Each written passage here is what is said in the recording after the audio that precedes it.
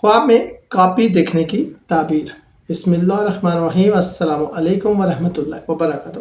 خواب میں copy, note book یا کاپی دیکھنا ایک ایسا خواب ہے جو علم، یادداشت اور زندگی کے مختلف پہلوؤں سے جڑا ہوتا ہے۔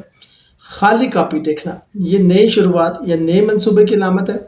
بعض تعبیرات میں یہ خالی ذہن یا بھولنے کی بیماری کی طرف اشارہ کرتا ہے۔ لکھی ہوئی کاپی دیکھنا یہ ماضی کی یادیں یا ضروری معلومات کی طرف توجہ دلانے کی، علم حاصل کرنے کی طرف رغبت ہے۔